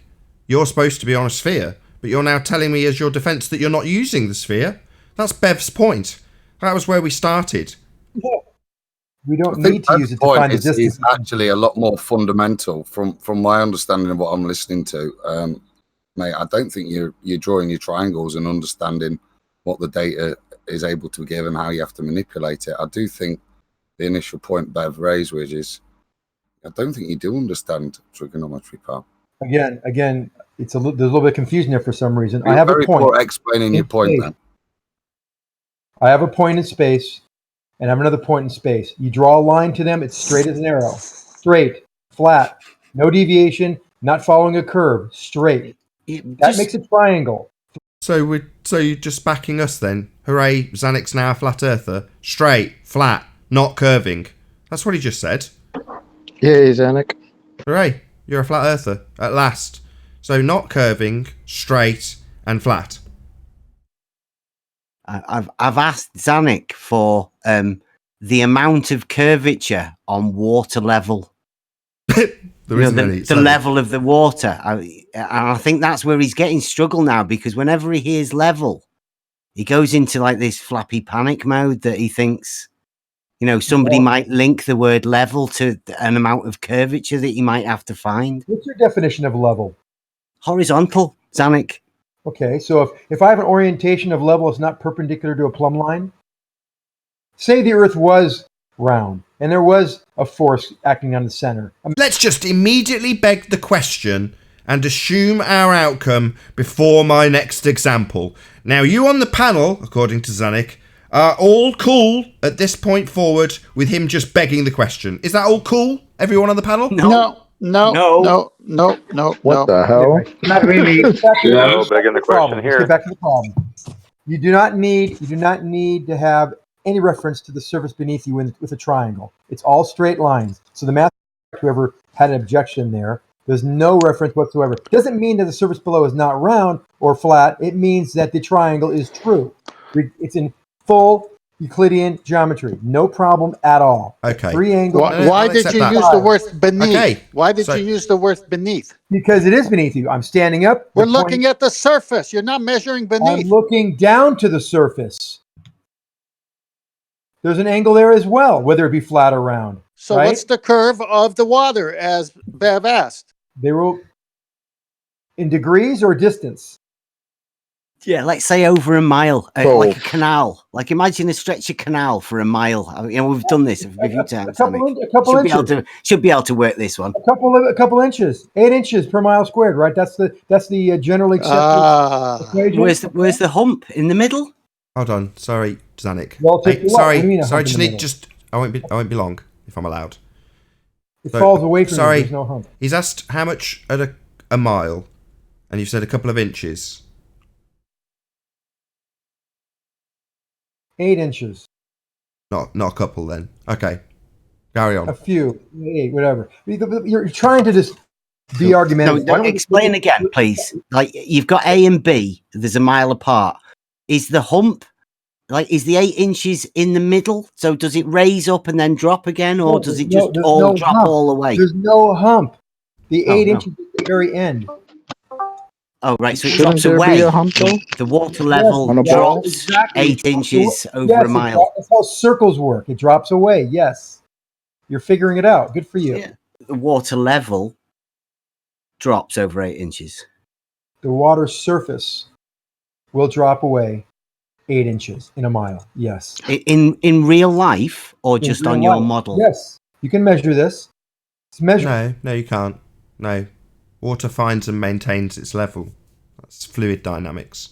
That's not what water does. You are incorrect in that assertion, Zanuck. You are wrong. I'm not wrong, actually. It's pretty easy to prove that mathematically. Sorry, what was that little chuckle for? I'll just say it again. I'm not going to hear nuh-huh. Water finds and maintains its level. So no, your incorrect assertion that it's bending at the presupposed couple of inches / 8 inches per mile squared that you reify based on a model is absolutely not what water does. You are wrong. That's the second time I've said it. See if he hand waves it a third time. Between you and... No, you just talk through it. So not only did you not listen to what I said a second time, so we're going to hand wave it and then obfuscate it by talking through it. It's not what water does. Could have fooled me. Can you show us where that was measured, Zanuck? At the beach. With boats in the distance. Many times. So this is circular reasoning then. So let me get it straight. You've just said that you measure boats in the distance. No curve. It's just a straight line. But now you're telling us that the reason you're going to reify 8 inches per mile squared is because a boat's in the distance. Boats being hidden in the distance. Hidden by what? Hidden by what? You've just declared only 2 minutes ago there is no hump. What's the boat? No hump. You have something. I hadn't finished my question. Of course, he senses that this is going to be bad, so it's time for him to talk through the question. Only 2 minutes ago, I made very careful note of what you said. No hump. So I'd like to know what you believe is obscuring the boats if there's no hump. The hump, he said it in the middle. There's a hump. There's no hump in the middle. Sorry, there is a hump. There's no hump in the middle. That's a contradiction. Doublespeak. You can't be there's a hump and there's no hump. That's a contradiction. So which is it? The surface falls away from you. The surface falls away. There will be a hump at the end where it's starting to be hidden, yes. But it's not in the middle. That's what I was clarifying with 10th man. There's no hump in the middle. So there is a you and that object that is. So starting according to to you, you're asserting that there's a hump. Where's the hump? What do you mean hump? The surface falls away from you. It's a circle. All right, it's curved. Seem to be double speaking. You've said that the boat's being obscured by a hump, but there is no hump. By the curve. Sorry, There's a does horizon. this depend on does this depend on a sagittar and how it's being depicted, or not? You tell me. Right, it's your model. I've already given you the explanation. You have a surface that's curving away from you. And it will appear to go up to eye level, but it doesn't. It actually has angled downward. That's from your double eye speak. level. Of inclination is 0.001 degree or something in that range. I just want to know what the boats are going behind, according to you. A horizon of the water. The horizon. Ah, we got there in the end.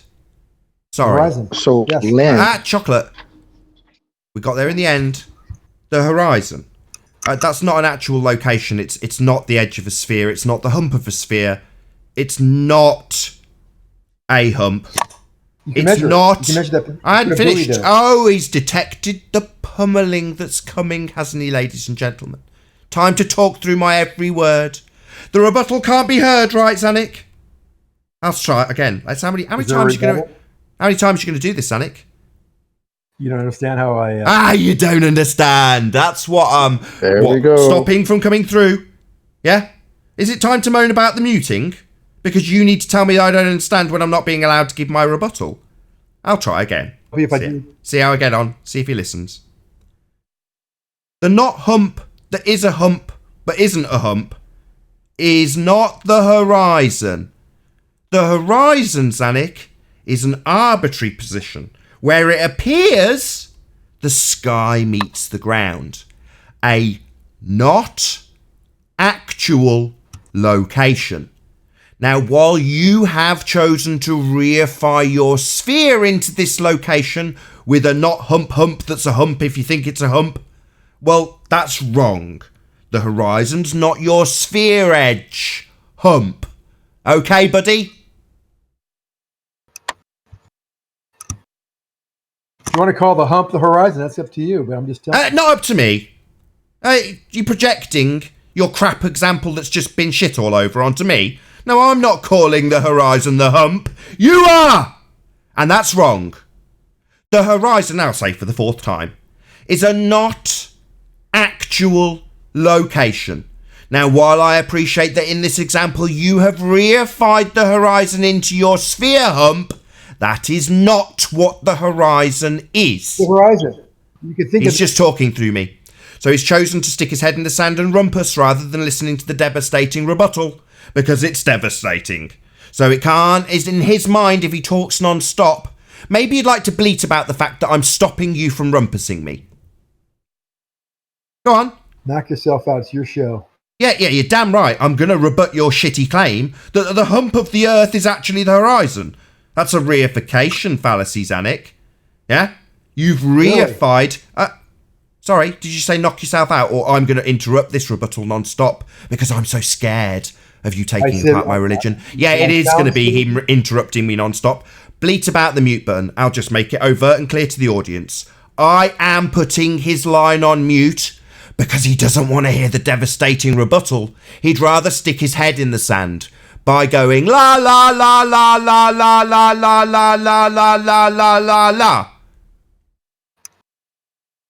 So, he has used the fallacy of reification, where he turns his model with a hump into the arbitrary position where the sky appears to meet the ground.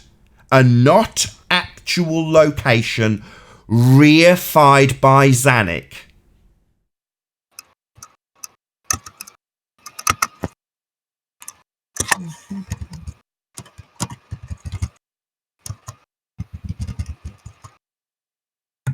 And now he seems to be chewing his mic. Yeah. No, he's clipping his toenails. Friggin' clown. What am I going to do? You're on a rant. You don't understand that a horizon is the hump. No, it isn't. Are you dumb? You're just going to assert your fundy belief at us like that's a justifiable reason for your reification fallacy. I've just pointed out it's a reification fallacy. You're not going to address the reification fallacy. You're just going to say, yeah, it is the hump. No, it isn't.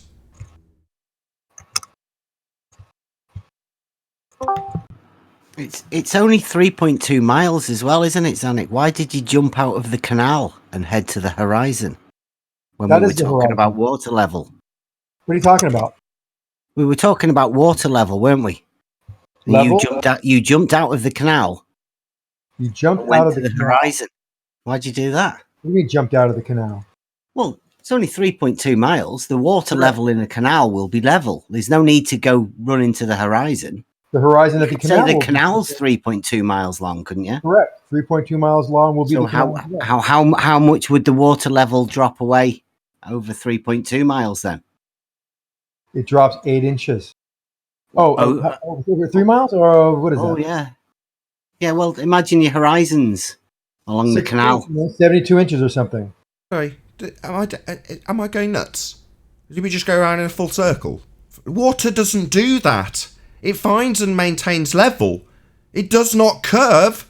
I'm just going to whistle past this for the second time. 72 inches is no curve? Water finds and maintains its level. Now, I understand that you're a fundamentalist religious zealot, and you hear the word level and actually think curve. No, finds and maintains level. Equal at both ends. No drop. Equal. Not curving. That would be the antithesis of level. There's 6 feet of drop. What are you talking about? Why do you keep just asserting that there is drop with like a fundy bloody zealot? I've just explained that is not what water does. There's no challenge to what I've said. Sure it does. It's following a curved surface. No, it isn't. Water does not do that. Water doesn't follow the curve. If you've got a tub of water and the bottom of the tub happens to be curved, do you think you're going to have a curve to the top of the water? It does not follow the bottom edge of a container. That is not how water behaves. Really? So if you put water in a tire and spin the tire, the water doesn't spin the tire? What the fuck are you going on about? Look, we're not spinning the fucking canal, are we, you stupid twat? The canal water is finding and maintaining its level, right? If it ends and you've got to raise or lower, you've got to go through a lock to get higher or lower in a canal. It's definitely not curving. You're being brain dead. Come on. Excuse me, how dare you? This is fluid dynamics. Buddy. It's fluid dynamics. This is not what water does. It does not follow and maintain the shape it's on. It finds and maintains its level. Level being the antithesis of curve. Level, perpendicular to plumb line. It's orientation, perpendicular That's to plumb not the line. definition of level, you clown. That's level. No, it isn't. It's not. Citation, please. Oh, you need a citation to understand basic. You've got 10 definitions, Ron? Come on. seconds. You've got 10 seconds to get us a citation that says plumb lines have got anything to do with level. In this regard, go. Seriously? Okay, hold on.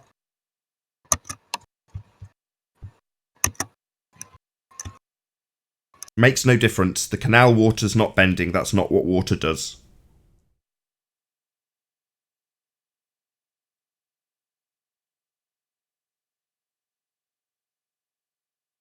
I've been doing this for 4.5 months with these people.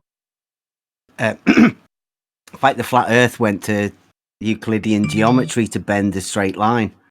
Zanuck chooses to just ignore the fact that water is actually level. The problem is they have a model that they have to wrap this horizontal level around. It's quite funny. I'm waiting in live stream, so Nathan, I'm sharing my screen, so when Zanuck posts his citation, we'll pull it right. I won't put it on screen just yet, just in case he posts a picture of a massive penis or something. Okay.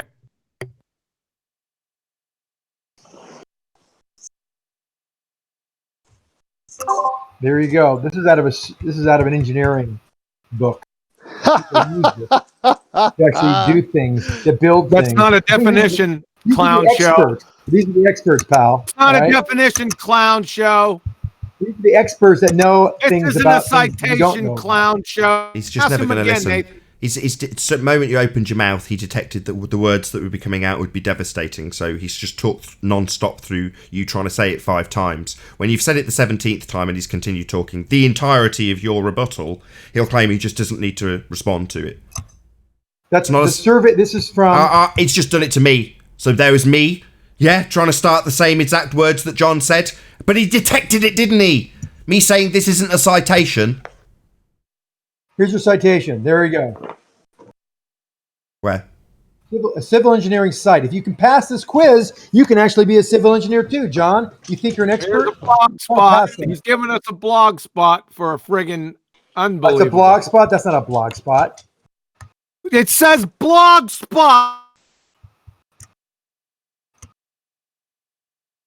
Can you read? You have textual Dahlia. Look who's written it. Look who the authors are. These guys are engineers. Oh my God. All right, you want another? There's a lot of them, John. It's not that hard. I mean, that was the first one I stumbled upon. Don't speak to me. There you go. If you want it from another. You've got so many problems with this illustration. I don't even know where to begin. I have problems. This is from engineers. These are from engineers. First of all, you're reifying a sphere. Important surveying quiz. You're reifying a sphere, and if we take a sphere of any kind and put water on it, it won't behave what this picture says water will do.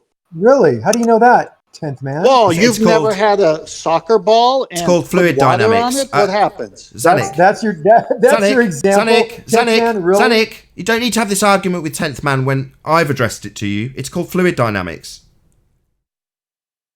It's called fluid. Yeah.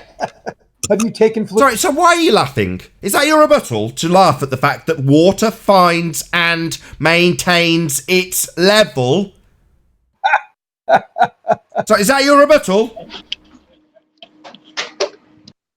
Terms like you actually understand what those terms mean. Zanik, No, it wasn't his rebuttal. Sorry, Chocolate. His rebuttal was, you don't understand. That's what his actual rebuttal was. Oh my God, it gets better every day here. With this. Sorry, that's your rebuttal. Ha ha ha, you don't understand, it gets better here every day. Water does not behave like that. It does not conform to a curve. If you've got a curve on the bottom of your container, the water at the top is not curving, it's level. That's not what determines it. They just talked through that. What? Whistle past it, wait till someone else brings it up so you can assert that that's what water does. Bends around at 8 inches per mile, as per your model, because your model must have it bending, even though water does not do that. The water has nothing to do with the surface. Zanik, the last time Nathan said that water doesn't do that, you said, oh, really? So apparently you believe that if you put water into a curved container, the top will conform to that curve? Are you serious? Said that. I said level was perpendicular to the plumb line, the force of down, if you will. No worries. So if I if I use a plumb line, hold on. So if I use a plumb line to draw out the curve on the bottom of a bowl, you believe that it will remain perpendicular to that plumb line and curve the water on the top? Yes. Are you insane? Wow. I'll say it again. I'll just get my blood pressure down. No, it won't. It doesn't matter if you measure the curve on the bottom of your container with a fucking plumb line. The water on the top will be level. Oh, in a container? Yeah, of course. We're talking about something that has a force acting on that water. There has to be a force acting on it. It has to have weight, and the weight will follow the curved surface, if there is a curved surface. No. How many fucking times have I got to say it? No, it will not. That is in defiance of the behaviour of water. It finds and maintains its level. I learnt this principle, I believe, in the first year of school when I was about 6 years old and they gave us pictures of bottles in varying positions, in varying shapes. And they asked us to draw the line of the water that would be in the bottle. It's one of my earliest memories of education. Well, you know what? You didn't get past the first level of education because it goes one step further than just water conforming to a container. It actually follows a plumb line perpendicular to... No, it does not. Let's get his definition off his blog spot. Go ahead, share my screen, Nathan. Yeah. All right, we asked you for a citation. You gave us a blog spot. You see it up there? Blog spot. Number 2, level is a branch of surveying the object of which is, check this out. 1, to find the elevations of given points with respect to a given or assumed datum. What the hell is that? To establish points at a given elevation or at different elevations with respect to a given or assumed datum? What the hell? What the hell is this? Along with your little drawing. Here you go. Let me give you something that might help you a little bit here, Quantum. This might be really useful. Here's a definitions. Don't give us something new. What you've given us as a citation says you're going to assume a datum. So what you're saying is, I'm going to assume a sphere Earth. Yeah? This is a bloody outrage based on your presupposition of an R value like every single globe Earth proof ever. Must beg the question. When we started this whole crap, it started with him saying, well, if we assume the Earth's a sphere. And when I said, no, none of us are happy with that, he clearly couldn't listen. And had to get a crap blog spot that begged the question on his behalf. Oh, a load of crap. There's never any proof for a sphere. Always begging the question. Get out of here. With that, I will say a huge, massive, enormous thank you to all of you who tuned in on the Nathan Oakley 1980 Premiering stream for, well, hopefully smashing the super chat, liking, commenting, sharing, subscribing, and all that good stuff. Be sure to check out nathanoakley.com and the Flat Earth Debate Forum to keep up to date with the community debate. Of course, a massive thank you to all of today's debating panel for making this after show possible. I've been Nathan Oakley, and I'll see you all in the next video. Oh, what a day! What a lovely day!